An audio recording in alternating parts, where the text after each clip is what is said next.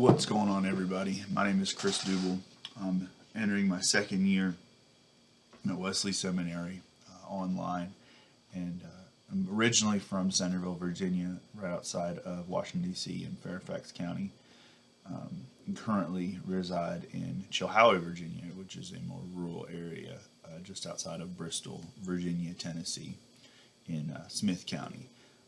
I coached football for almost 8 years, as well as during that time I coached a little bit of softball and basketball, but my expertise was in football coaching. I was the youngest head football coach in far Southwest Virginia for almost 2 years, and before answering a call to ministry and a call out of that life of coaching, I became a youth pastor and was a youth pastor for almost 2 years before leaving that church. And I currently do some fill-in preaching throughout the area and just kind of help where I'm needed, and minister to the community in that way. The question I'm going to answer today is, how would you begin to untangle the conflation of what it means to be a Christian and what it means to be an American?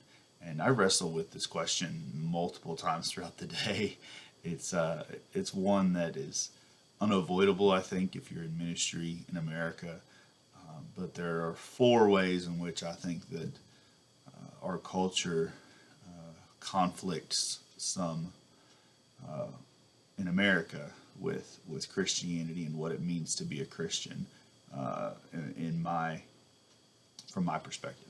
And so the first one is capitalism. I think sometimes that which God has provided to us is not distributed the way in which God had intended.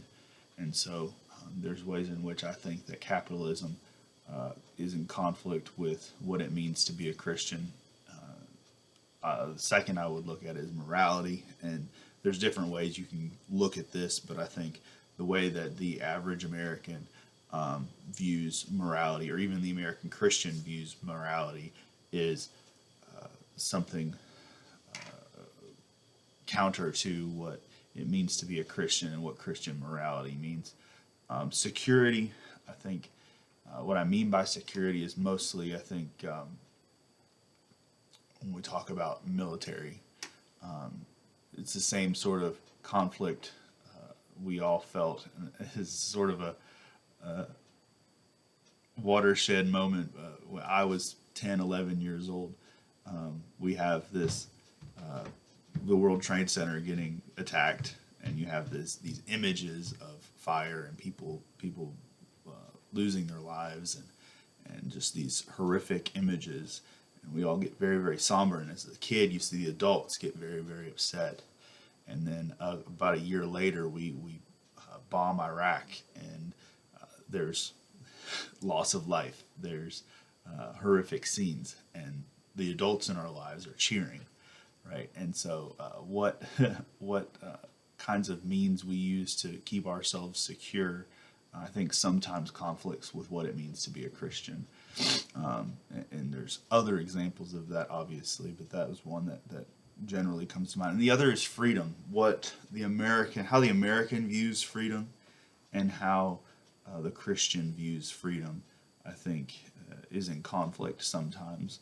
Or I guess the way the Christian should view freedom biblically. I think what we consider freedom in America can sometimes be counter to what God has for us and the freedom that God has for us in His Son, Jesus Christ. And so those are the ways, and that's sort of how I'm going to answer that question, that I would begin to untangle the conflation of what it means to be Christian and what it means to be an American. And so I'm excited about this course.